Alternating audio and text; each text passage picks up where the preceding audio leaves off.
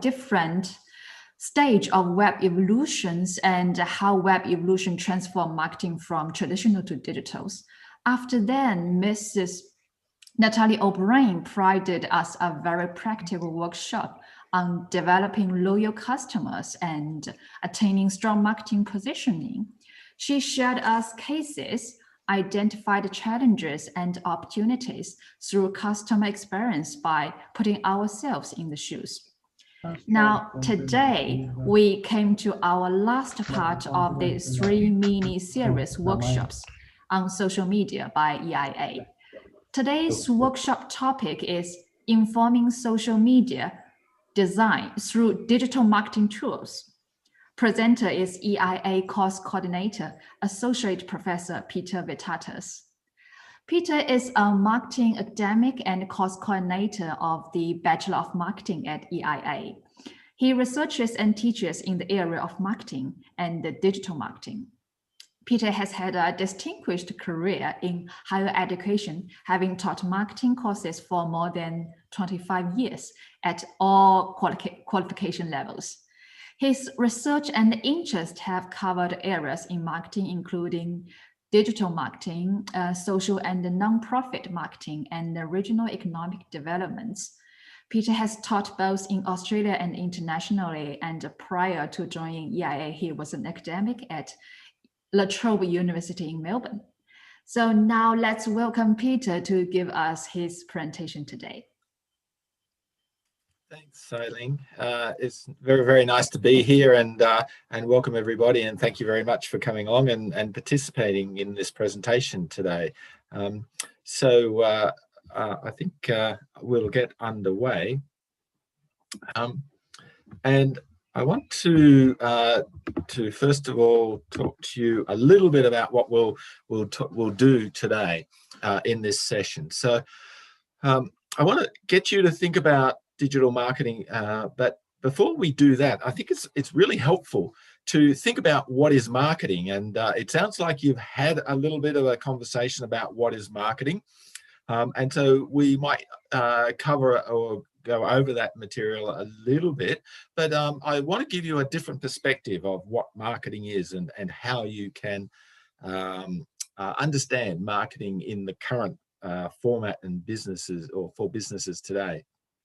And to do that, we'll talk a little bit about business objectives and get you to think about what are the different types of objectives that you come across as a customer, or perhaps even in a business that you might work for. So we'll think about what the business objectives are, because really it's the business objectives that drive the marketing activity of the firm. And that's obviously going to influence the way that the marketing team works and operates in the organization. We'll then talk about some tools that digital marketers use, and a lot of these relate to market research and market research techniques, but they're particular tools that are used in social marketing, and they inform a lot to do with social marketing as well. And one of the tools I want to tell you a little bit about is a program called Python, and it's a tool that I've used a little bit in my academic area, but also been working with some honours students on projects that has allowed them to explore a whole range of additional data that would not normally have been possible through traditional sorts of software. And I just wonder whether there's many people who might have come across Python before. Is it possible to show your hands, or perhaps to just put a little in the participants section? You can actually indicate whether you've used Python before. Has anyone used Python? So people are not familiar with that. I can't see any hands up either. So okay, all right. So that's fine. And so I'll give you a bit of an introduction to that and talk a little bit about what Python is and how it works. We don't have a lot of time today, so I won't be able to go into a great deal of detail, but it might be something that you might want to look at yourself in your own time. And then what I want to do is to take you through a case study of some research that was done by an honours student of mine, where they analysed some social media for an organisation, and we'll go through that and look at that. And we'll finish up by talking about natural language processing, which is a type of analysis that we can use for social media, and it will assist us in understanding social media in a lot more detail. And then we'll finish up, and it will be time for some questions if there are any. Okay, so if you're happy with that, we'll continue on. So the question is, what is digital marketing? And you've probably touched on this and been through this idea of what digital marketing is.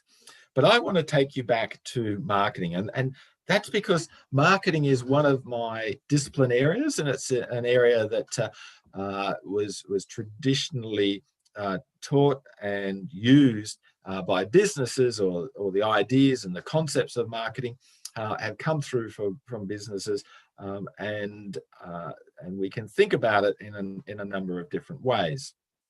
Now, traditionally, marketers use the definition by the American Marketing Association. So that's the normal sort of benchmark definition of what marketing is. And what they say is that marketing is the activity, set of institutions and processes for creating, communicating, delivering, and exchanging offerings that have value for customers, clients, partners, and society at large. So that's their definition that they put together in 2017, and they review their definition every 3 years or so. So it's obviously up for review again. And it'll be interesting to see whether they try to incorporate digital in it. Some people actually argue that digital marketing and marketing are one and the same thing, because if you think about digital marketing, the types of things that we do in digital marketing are really just focus on the digital side. And really, nowadays, with everything being digital, there's very little difference between digital and non-digital. And certainly in terms of our marketing and our retailing, a lot of the things that we do nowadays is online. And so we get a lot of information online. We can buy things online. We can trade things online. And so in a sense, the world of marketing is becoming closer and closer aligned to that area of digital marketing. So that's what marketing is in terms of a definition. And here what I've done is just to give you a little bit of an overview of all of the characters and the players in this area, is to give you a list of the elements of marketing. So these are the people that are involved in that marketing process. And if we start down here with the general business operations, these are the areas that are involved in business generally in terms of making it happen. And you can see there, without banks, infrastructure in terms of electricity and the normal sorts of things that make towns and cities run, transport systems, things like that. Without insurance, with accounting and finances, then we wouldn't really have businesses, or businesses wouldn't be able to operate. So these are part of the people that are involved in this marketing process. So even though they may not be directly, well, they do interact with businesses on a daily basis, and so they are necessary for the business to survive and to exist. Then if we move over here, these are the marketing industry players. So we've got people within the marketing industry and people outside the marketing industry. Within the marketing industry, we've got people who create messages. So people like advertising agencies, graphic artists, photographers, public relations people. So they are all involved in that message creation side. And within these other areas, we have market researchers who investigate and provide information about the market to businesses. We have wholesalers and retailers who have a role in terms of selling and dealing with the products. We have other partners as well. They might be online partners. And as well, we have retail centres, shopping centres, and packaging people involved in the process of developing products. And of course, suppliers, all of the suppliers that come into that as well. So these people are all involved in the development of the products and services that the business provides. And within this area here, we have message channels so that the customers can find out about the products and to interact with the business. So here the message channels include things like websites, traditional media, social media, email, and so on. So these messages are the ways that the consumers find out about the business and the business offering. And here is the list of participants involved on the demand side, or the side of the organisation that the marketing business works with. So customers, clients, partners, shareholders. So it's just a way of trying to take that definition and pull it apart to see all of the elements and all of the different players that are involved in that marketing process. Okay, so that gives you a bit of an idea of what's involved in marketing in terms of the business side. The other thing that I wanted to mention and to talk about is this idea of the values that the business operator has, and we often describe these as philosophies. It's the way that the business approaches what they do and how they go about interacting with their customers and the people, the stakeholders that we've just been mentioning. And this the first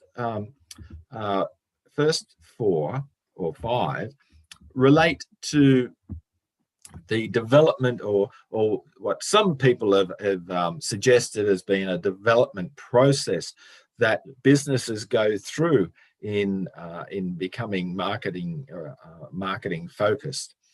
So at this very early stage, the first stage is what's known as the production concept. And if you think about startup companies, what do they generally focus on? What is their main focus that they have? And that is, of course, making sure that they can produce a product that they can sell. Okay, so the production concept is, let's focus on getting the product really right and making it workable. So businesses have a focus on perfecting their product and being able to make their product as much of their product as possible. So the focus is on the production, Once they've got their production process worked out and organized, then what they can do is move on to the product concept or to improve the product. So initially, the production process needs to be working very effectively. And then once that is working well, then they move on and try to improve the product and make the product better.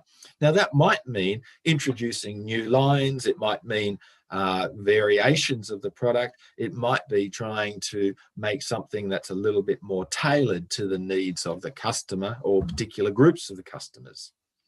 So that's where the business tends to then focus more on the development of the product and improvement of the product.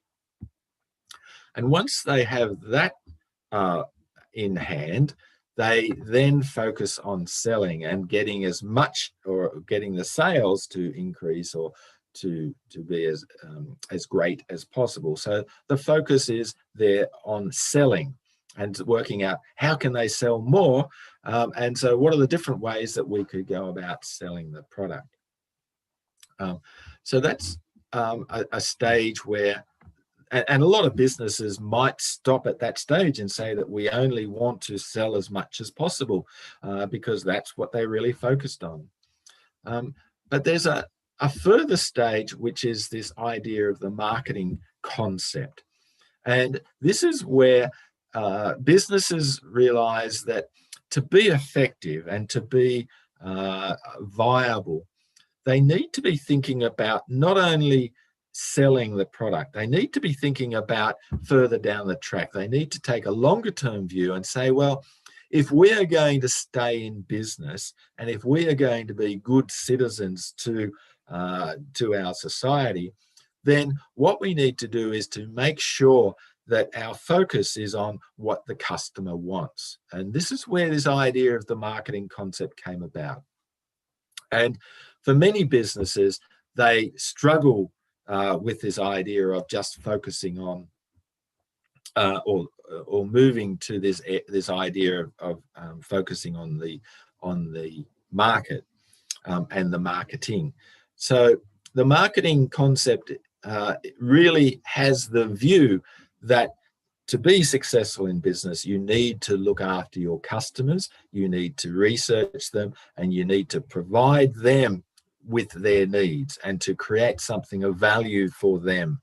Because without that, they're not going to come back and buy from you the next time.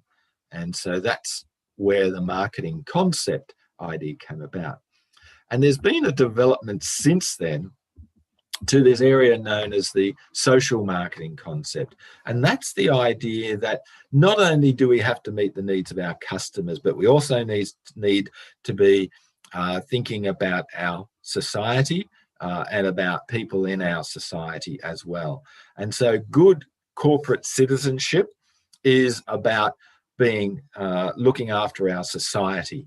And a lot of businesses fall do not, they may say that they are looking after society, but they may not necessarily do all of the things that they should be doing. And so it's up to you and me as consumers, and for you as young business operators or potential business operators, people who are going to go into business, to be aware of these ideas and be able to say, well, we not only need to be focused on our customers and needs of our customers, but we also need to be thinking about our society. And so that comes into things like looking at how we treat and look after poor people. How do we look after and treat our stakeholders and the various other people that the business interacts with? Because you think about it, the business operates not only in a single entity. They operate in our society. Just like you and me, we have to deal with society and societal problems. So do businesses as well. So they're the main concepts and philosophies. I've got two others in here that I've added because these ones are naturally assumed, or at least this first one is the idea of a profit focus is assumed. Is a business is not going to be successful if it doesn't actually make some sort of profit or some sort of reward, or provide a reward for the efforts that they do. And for many businesses, they have a profit motive, and that's their central focus. The problem that occurs in our society is when the profit becomes too great, and they forget about these other aspects to do with our social obligations. So it is important to have a profit focus, but it should not be at the cost of meaning that you're not taking a longer term view and looking after your customers and looking after your stakeholders. And the other idea here that you may have come across and heard about mentioned as well, is this idea of a return on investment. So financial people in particular look at the return on investment, or ROI, which is the abbreviation for return on investment. And this is a fairly new idea. Well, it's not a new idea, but it's starting to be talked about, particularly in digital marketing, because digital marketing allows you to monitor what the cost is involved in say putting out a social media campaign, and what is the return in terms of purchases or number of people who are looking at or clicking on particular things. So I've seen a really big increase in the focus on return on investment. But what we need to do is to balance that with a return on investment is fine, but we also have other things that we're doing in the marketing and communication process. We're talking about brand building. And so, in a sense, how do you measure a return on investment for customer awareness about our products? How do we work out a return on investment for something that, if you might have heard about a product, but you may not buy it now, you may buy it in 6 months or 12 months. And yet the impact of that may have come from some activity that happened previously. So a return on investment is nice, but it's a very short-term focused concept. And whereas what we really should be looking at is a longer-term view. So we can look at return on investment as a short-term measure, but acknowledge that that's what it is. So these are some things to think about as we're undertaking our operations in our business. And there's sorts of things that you need to keep in your mind and question for yourself in terms of the businesses that you deal with, the businesses that you work for, and the ways that different types of businesses may hold these different approaches and philosophies. And all the time being aware that really the end game should be focusing on much more than just the product or the production process. It should be more around how it's meeting customers' needs and how it's meeting the needs of society. Anyway, I'll stop there in terms of my little hobby horse, and we'll move on to talk about something a little bit different. It's going back to that idea of the definition of digital marketing. And so the definition that I've got here is from Chaffee and Ellis Chadwick, who wrote a textbook in this area. And they present the view that achieving marketing objectives by applying digital media, data, and technology is their definition of digital marketing. And I think lots of businesses take and take that particular view. And this goes back to my original idea that really, if we're achieving marketing objectives just by applying digital media, data, and technology, isn't that what most businesses are doing now anyway? And so digital marketing is now morphing into what is just done by ordinary marketers. And so the marketing industry has moved into this area of digital marketing. So we can say that in a way, digital marketing is also the same as marketing, or is now what marketers do. So there we have it in terms of definitions. But if we want to look a little bit closer at the elements of digital marketing, and I really don't want to spend a great deal of time on this particular slide, but what this does is it just summarizes all of the types of areas that digital marketing is engaged in. So up here in the top left-hand side is the search engine marketing that you would have come across, or you would be familiar with, or it's the idea of having search engine optimization. Of course, search engine optimization is where you put in a search into your browser, whether it be Google or some other browser, and what the marketers want to do is to make sure that if you're searching for their products or their keywords, that you will be alerted to and find out about that particular business's products and brands. So it's about the way that search operates and occurs. And so this is a whole area to do with digital marketing and different ways of searching and paying for results so that customers are led to your website. The second area is to do with online public relations. PR stands for public relations, which is a marketing concept in itself. And different ways that we can use digital media to bring information to people about their business. Our third thing is the online partnerships. So we have different types of partnerships that digital marketers will engage with. So affiliate marketing is paying people to give you referrals. Sponsorship is joining with somebody else to highlight your brand. Co-branding and linking.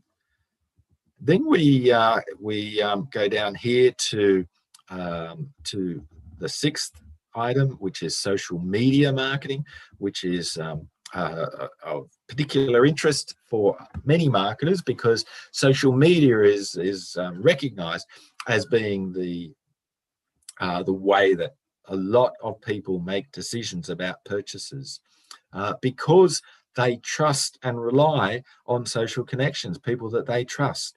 And so social media marketing is all about the ways that we can engage with social media and to get a presence for our products there.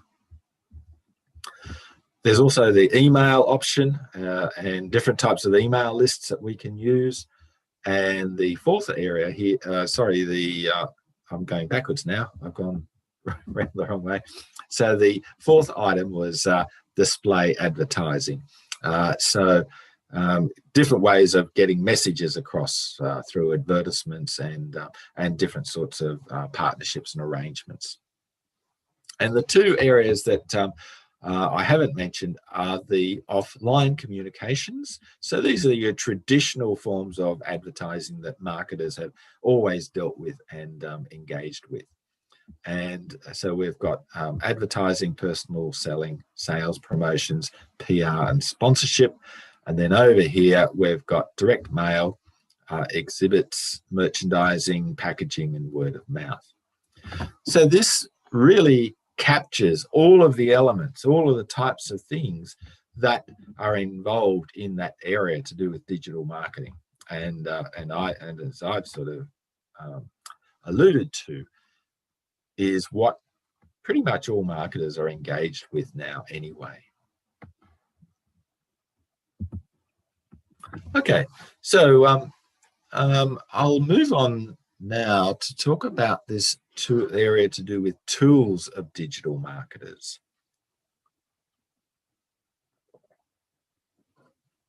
And what I've got here is some results from a survey that was done with some businesses, asking them which techniques they use to research and improve their customer journey effectiveness. So this is the journey that the customer goes on when they are looking at buying a product.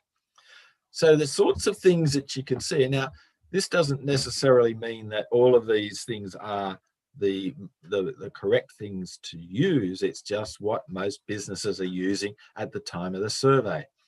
But you'll see up here that the first item that's getting a lot of interest is A/B testing. Have you come across A/B testing before? This is the idea that you can put out two messages to different audiences and see which one works the best in terms of clicks, click-throughs, or even sales. And the idea of A/B testing is always to continually improve your message that will lead to the highest results.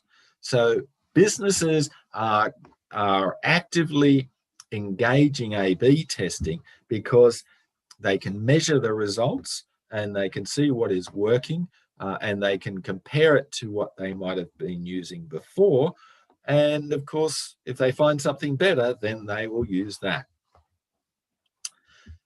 Some other things that they're using as that digital marketers are using are things like customer personas. So looking at, it's another way of explaining the concept of targeting, understanding your customer and appealing to their particular interests or things that are relevant to them. So this is the customer personas. So quite a lot of businesses are using customer personas. Customer journey and content mapping is just trying to see where customers go on tracing through web page views and seeing what are the particular ways that customers go through to find and end up with a product, and how do they go about finding their products that they buy. Surveys are another one. So surveys usually done after the experience or after the fact. And there's one in here that's very, very popular at the moment called Net Promoter Scores. It's a particular measure that is used by lots of big businesses. And if you've ever, if you've purchased online, in fact, if you've been purchasing from online recently, you will definitely have filled in a survey that is using the idea of a Net Promoter Score. Usually they ask you a question, how satisfied are you with your experience? And they get you to use a 1 to 10 scale. Okay, so do you remember using one of those recently? And it's getting to the point now where so many businesses are asking about it that you get to say, well, yeah, I can't be bothered filling in the form. Just everybody's asking me the same question. But that's using the idea of the Net Promoter Score. It's a particular research method that's used, and it's very, very helpful and easy to administer online when customers have maybe done an online purchase. So that's why people are using them. There's also path analysis in analytics, so looking at various paths that people might have pursued and choices that they may have made, choices for product options, that type of thing. Website customer intent surveys, so getting people to do surveys online or doing surveys online. Usability studies of digital experiences, so that's a particular type of specialized focus on what people find helpful in websites. Multivariate testing is undertaking testing to see which variables people appeal and respond to most strongly when they're purchasing. And there's 5% said that they're doing other types of things. So you can see there that there's quite a number of tools that businesses are using. Although interestingly, you can see that even this top one, only 56% of people are using it. There's no one tool that absolutely everybody indicated that they were using. So, so there's lots of variation of different types of things that people are using. But even so, these are the sorts of things that you should be looking at and thinking about and saying, well, how would I go about doing these? And you'll find there's lots of sources that will give you extra information about how you can implement them. So one of the things, and this would probably fall into the 5% category in that previous slide, is a program language called Python, and I believe it's a really valuable tool for marketers, but it's not used very much by marketers. And as young business people looking for careers or looking at going into business, then I think there's a really great opportunity for you, if you want to become a strong marketer, to take up some extra skill development in the area of programming, and Python would be an excellent choice. There are lots of other programs that you could choose, but it's valuable for a number of reasons. I'll talk about some of those.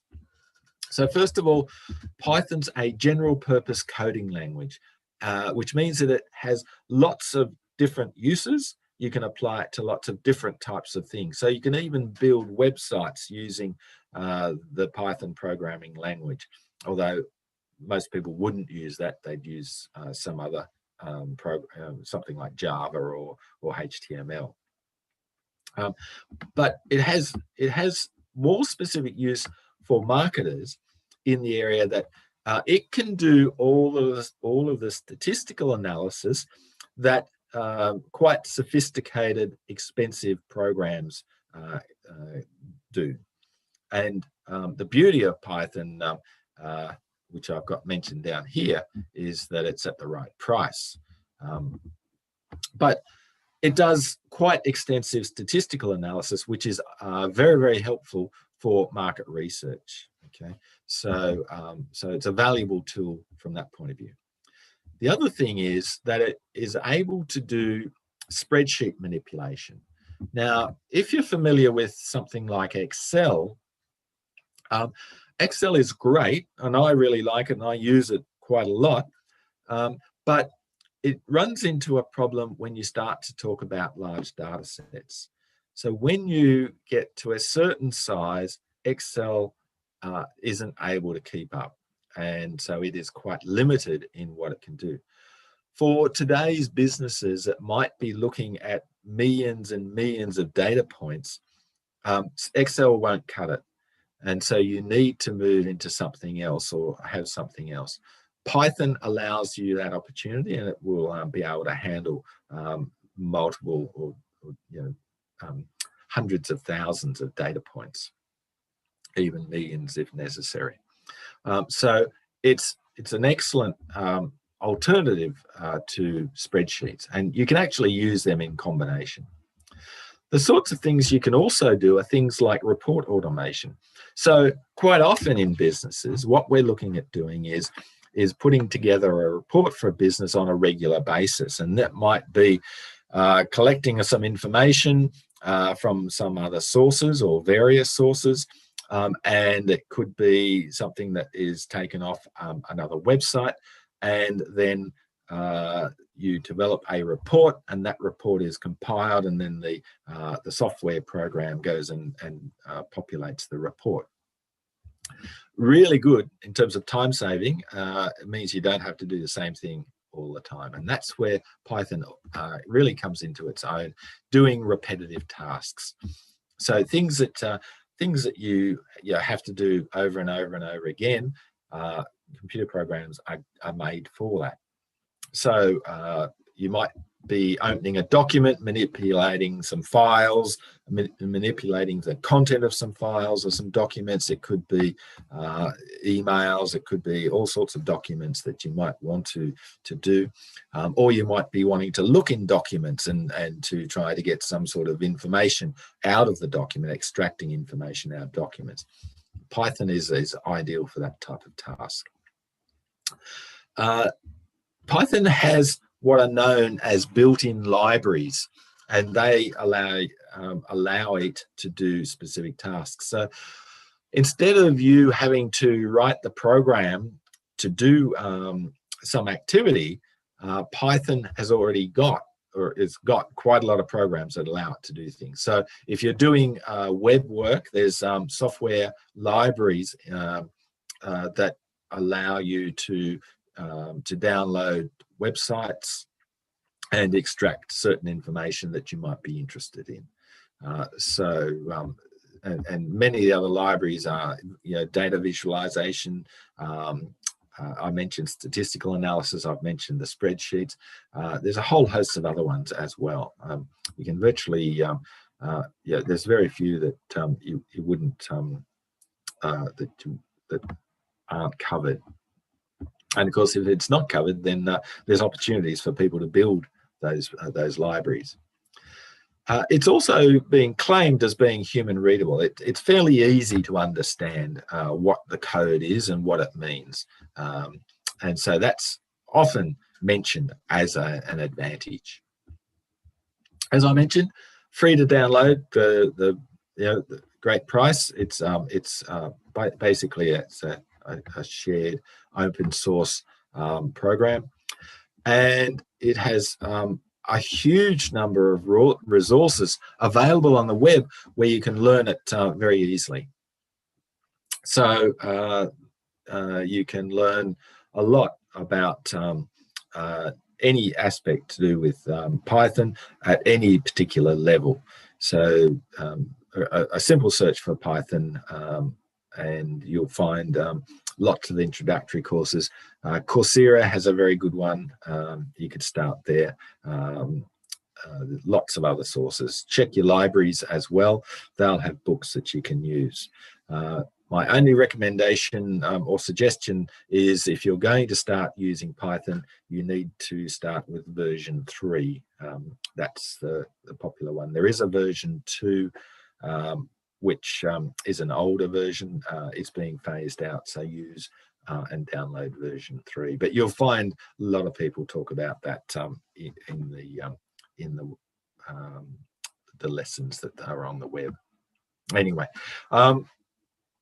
So hopefully that has got you or piqued your interest to think about Python and to see what maybe to explore that a little bit more. I'd certainly encourage you to do so. Okay, so I said that I'd talk to you a little bit about a case study. So this is some work that was done with my honours student Emma. And it was for an organisation in Australia called SES. So it stands for State Emergency Services. And so they are an organisation, a volunteer organisation, and they like to keep in touch with their customers to let them know about problems and particularly emergencies. And so in Australia, as you're aware, we have various emergencies, bushfires, floods, cyclones or storms, all types of things. And if people get lost in, then they go out and search for them. They do a whole lot of community type work. And it's a volunteer type organisation, and it relies on donations, but it's also supported by the local governments or the state governments as well. Anyway, what we started doing was we were looking at and talking to the SES and saying, well, what are some of the things that you're interested in? And how can we help you with your social media? Or in fact, they actually mentioned the social media as being one of their issues, that they were not sure what they were doing. Well, they were sure what they were doing, and they were doing a very good job, but they weren't sure if there was more that they could be doing and how they could be doing it. So our aim was to try to understand the use and responses to social media by the SES organisations. And so what we did was we looked at Twitter and Facebook and downloaded quite a number of Twitter posts, so 22,000 odd Twitter posts and almost 3,000 Facebook posts, and used or analysed the content of those posts to help us understand what was going on with their social media.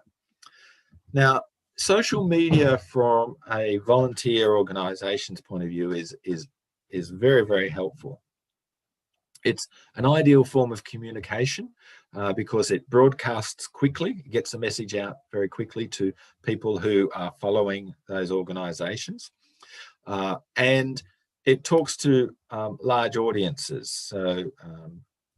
So they have followers, they have people that are interested in their services, and it gets to the right audience, if you like.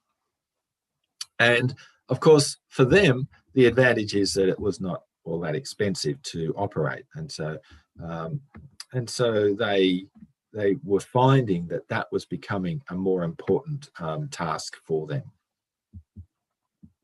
So what did we do? Well, as I mentioned, we scraped the posts of each of the state organisations' Facebook and Twitter sites. We got the various posts from each of those sites. We examined the words for their frequency of use that were used in those posts. We also looked at the sentiment. So the sentiment was the way that the words, or the particular types of words that were being used, and whether they had a particular emotional value or significance, and whether that emotion was a positive or a negative emotion. So we looked at the sentiment of the posts, and if they were related to the number of likes. So the interest was, if we use more emotive language, is that likely to get more likes? Is it more likely to be taken aware or made aware of, or is to have a larger effect in terms of the people liking it? And we also examined the timing of the post. So when should people be posting is often a question that is asked of social and digital social media people, because various times of the day people are looking at their social media, and when they're looking at it is the most important. It's important to understand, because that's when they're going to be paying attention to it. So we looked at the timing of the posts as well. So here's some results for the understanding of consumers through social media. And I know it's very small, but these are the results of the most frequently used words in the Victorian group. So Victoria is the area in the south of Australia, the southeast corner of Australia. And so you can see here, if you've got good eyesight, I'll read them out. The most frequently used word was river, followed by flood, minor, warning, rainfall, flooding, meters, catchment, August, more, level, forecast, expected, across, and update. So we can surmise by looking at the frequency of those words with high frequencies, or the highest frequencies, that the Twitter and Facebook posts that we were looking at were talking about flooding in particular. And that related to the time that we were doing the investigation, because at the time that we took our sample of posts, they were going through some flooding situations, and so all of the posts were about flooding. And what we found was that when we looked at the other states, then the other states had other keywords that they were focusing on. So in Western Australia, for example, it was bushfire, emergency, information, fire, and shire that were in their top list. So what we found was that each of the state SES organisations were engaged in different types of activity and different types of information delivery based on what the circumstances were at that particular time in the organisation. And that is helpful in terms of understanding that it wasn't a common message that was going out, although some of the managers thought that there should be more of a common message. It was more about responses and reactions to what was happening at the particular time. We used Python's software library called Textblob to look at sentiment. And there are two things that they look at, the polarity and subjectivity scores. So we looked at those in relation to likes. What we found, which was probably a little bit different from what we were expecting, was that there was no strong relationship between the scores for the subjectivity and polarity of the emotions of the words with the number of likes. Now, this was a little bit contradictory to what had been written and reported previously. And it goes to show you that we often need to double check things that are printed or used or perhaps tested in other countries or in other areas, because it doesn't always necessarily cross over to other jurisdictions. So we didn't find a strong relationship between the scores. And so sentiment scores, we concluded, were not reflective of likes, and they didn't actually correlate with likes, and that was contrary to what we'd expected. Therefore, reactions are not necessarily influenced by the subjective or objectiveness of particular words, which there must be something else that's driving likes, and that's for another person or another researcher to investigate. And the other thing that we looked at was the timing, and this is a 24-hour clock of when likes were posted for Victoria. So we did this for a number of the states. And what you can see here is that at 10 a.m., the number of likes increases up until about 2 p.m. Then it falls off around till about midnight, and there's a peak there, a bit of a spike.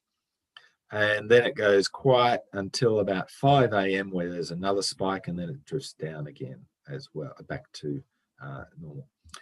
We could only conclude that these spikes were through something such as bots or some other automated systems that were investigating or looking at things. Otherwise, it's either people are getting up very early in the morning and looking at their Facebook posts, or they're up very late at night doing that. So we didn't find that was consistent across all of the SESs, but Victoria and New South Wales did have those patterns. So we found there's, but basically the conclusion was that there was a higher number of engagements during the afternoon and evening compared to the mornings. And so that probably makes sense. That's when people are either coming home from work and maybe they're looking at their social media on public transport. And so it would be more useful to post in the afternoon when people are more engaged and looking at the posts. For the states of South Australia, Northern Territory and Western Australia, it was clearly recognisable for this particular pattern, whereas for Victoria, New South Wales and Queensland, posts were more consistent over the 24-hour cycle. So it was happening, it wasn't as peaky. And the findings indicate that there are specific time periods when posts are received and receive higher number of engagements or likes. So that informs how the social media operators then go and design and use their social media. So they started using the social media, or making sure that the social media was active in the afternoons, and also that that they were using and checking the types of words and keywords to make sure that they were getting their right message across at those various times. All right, so that's what we found from our study, and that did actually was helpful and useful for the state emergency organisations, and so they were able to take some leads from that feedback.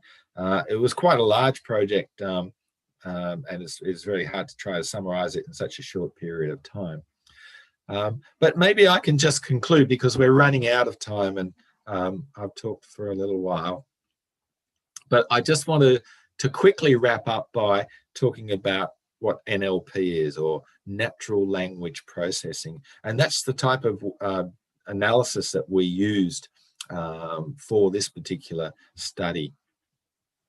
So it relates to the analysis of unstructured textual or spoken language.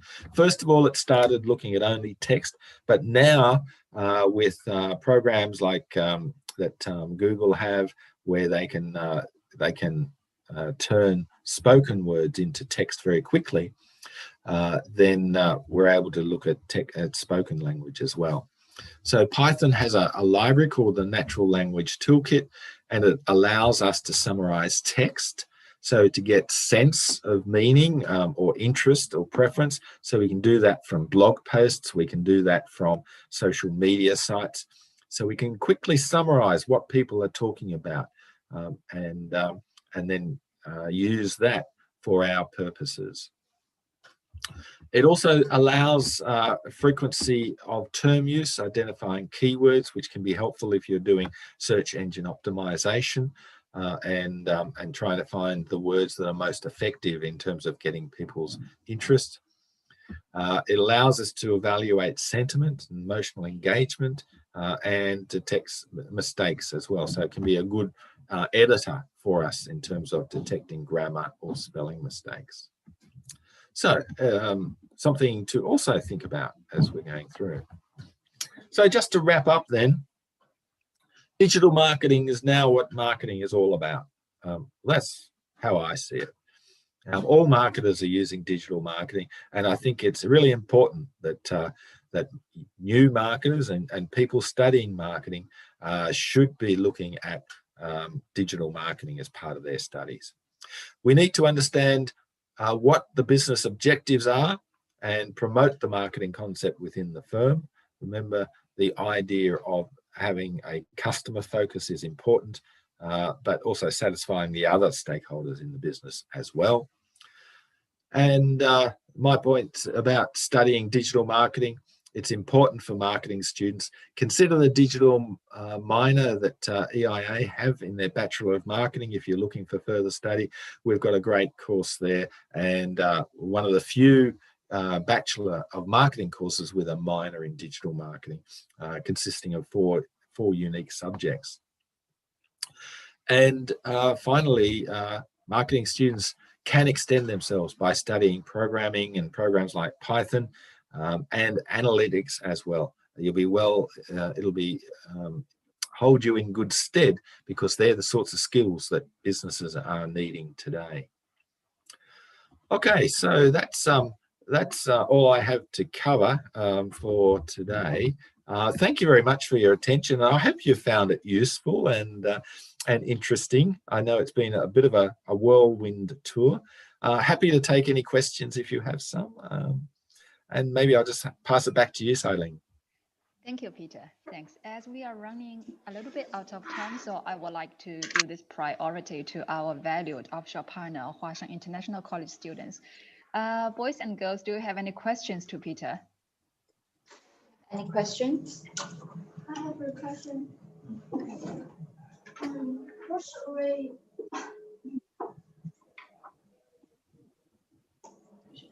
pay attention to in digital marketing promotion? Can you hear? Sorry, we cannot hear very clearly. What should we?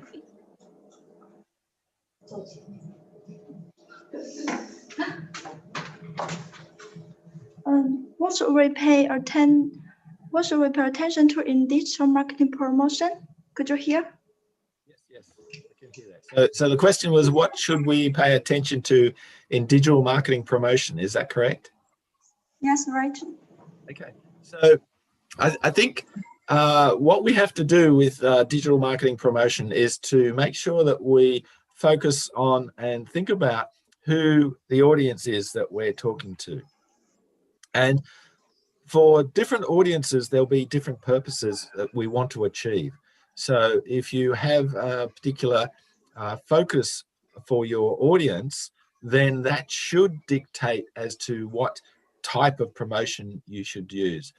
So if you're talking, and it also depends on the stage of the business is in, as to whether they need to be letting more people know about their business, in which case they might use broadcast media like advertising or much larger messaging, or it could be that their focus is more around specific information, and if they're doing a very tailored promotional campaign, it might be getting people, for example, in a getting people who might be responding to or searching for a product on a website. It might be that they want to give a very specific message to those people. So I don't think there's one straightforward answer to that. You need to look at the circumstances. You need to look at each of the cases and evaluate it on a case-by-case basis. And as you're probably aware, there's various types of promotions that we can use, and they can be used for the specific purpose that the business wants to operate. Does that help with answering your question? I have another question. What is Python? I can't understand. What's the question? 就前面提到那个 Python. Python. Yeah, Python. So you want to know more about the Python? Yeah. I think Peter has explained quite a lot about Python, and if you want to know more, you can see the recorded sessions. It will be published on our EIA YouTube and Facebook website. Yes, thank you very much. I think if you do a web search, you'll be able to find there's lots of information on the web about Python. It's quite popular computer language. And I think, Peter, all the analysis you conduct in these real case studies are by Python, right? That's correct, yes. So we used it quite extensively. We did use Excel in that process as well, but we were able to get a lot of the information initially through using Python programs. Thank you. Thank you for your answer. Thank you for your questions. Any more questions? What do you think of the live streaming is the trend now in China? Can you hear? I only got part of the question, so do you mind repeating it, please?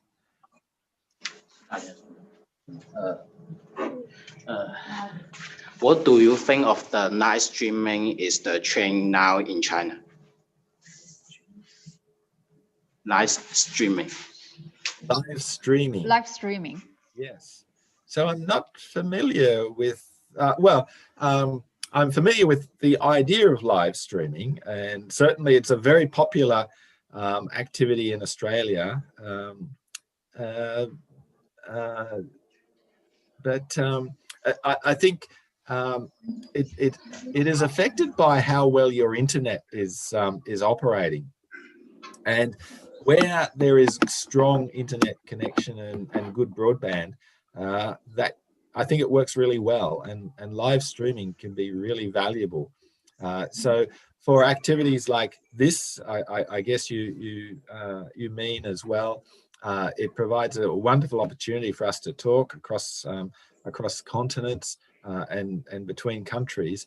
So I think live streaming has lots of potential and lots of future. Thanks for your question. Thank you. Thank you for all your questions from Huashan. And any other questions from our onshore side? Sitting, I've got a question. Peter, thanks for a tremendous presentation. There's so much information in there. It's just marvelous. Can you give us some quick examples of companies which you would consider to represent really good practice in digital marketing, so that particularly the students are able to have a look at those companies, have a look at their social media and their marketing presence to see examples of good practice? Yes, that's a great question, Reese. I guess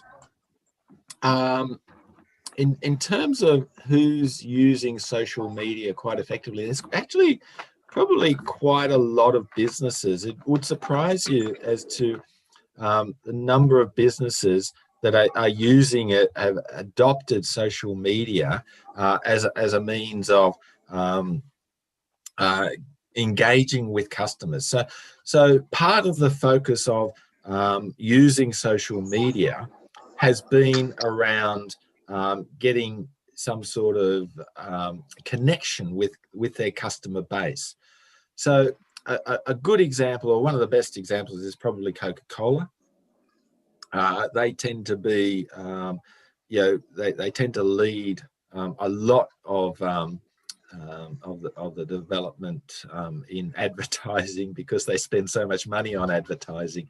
But I think if you go to any of the Coca-Cola sites and look at their products, you'll find that they have a strong connection with all of the social media and strong exposure. They have been working at and are some of the leaders in developing very specialized short advertisements that can be used in social media as well. And they're very good at getting a continuous message across. It's a very consistent message. So whether they've used it or they have actually used that same format for a really long time across multiple countries, and followed the same sort of formula and done it consistently well. So that would be one. I think you'll find when you're looking at your own social media, there are a number of other companies that you'll come across that are doing very good examples of social media as well. And I think it's worth even looking at the products that you buy and see on their labels, have a look on their labels and see what their website is, what they're sending you to do on their website.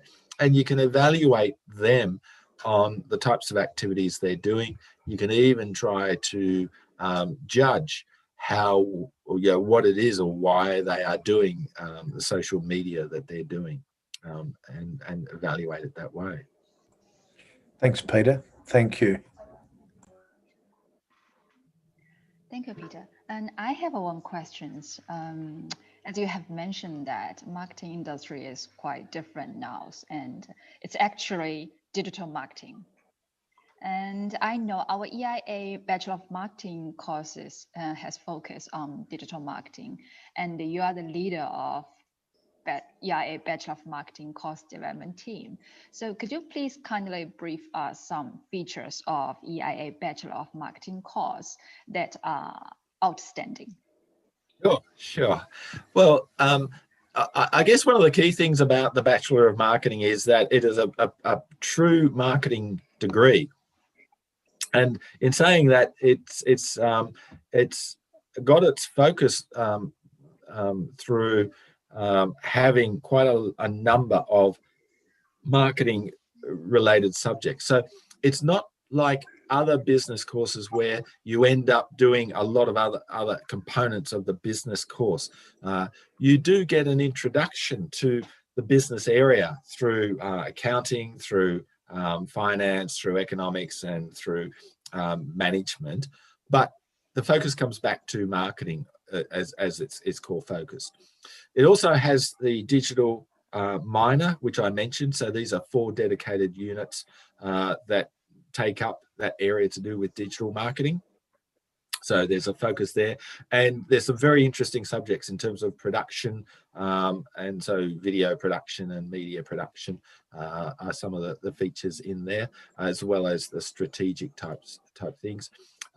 And we do the course on a number of different levels. So in the first year, you're introduced to the business components, the business types of things that you need to understand to help you with running a business and understanding a business. The second year is primarily about the marketing and marketing subjects and some advanced marketing subjects. And then the final year, you have 4 electives that you can choose. So you can specialize in the digital marketing minor that I mentioned, or you can pick up some subjects that you want to specialize in. It could be sports management, could be hospitality, could be economics, or some other area that you might be interested in. And I think one of the other things that I know Reese is very focused on and talks about a lot is this idea that really the course is about trying to develop students' skills in decision making and in being able to engage with current problems and to be able to make decisions and to learn how to make decisions so that they're good, strong employment candidates for when they go out into the workforce.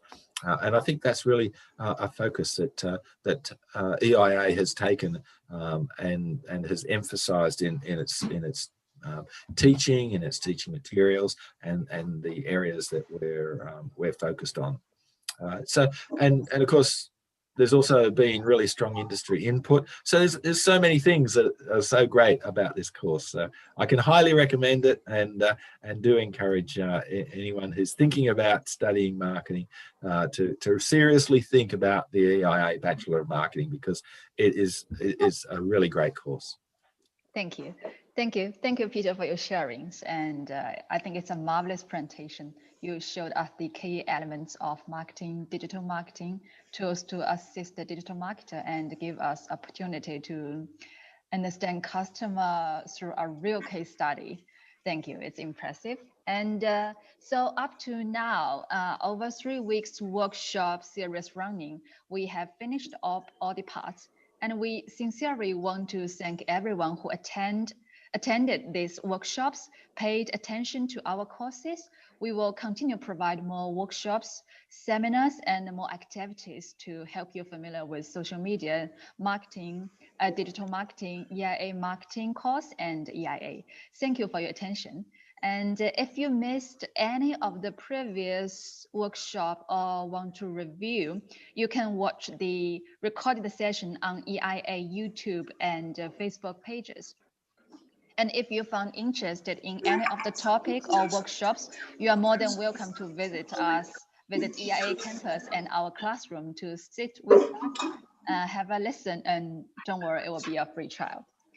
So as what we believe, EIA is a place for smart knowledge and a brighter career.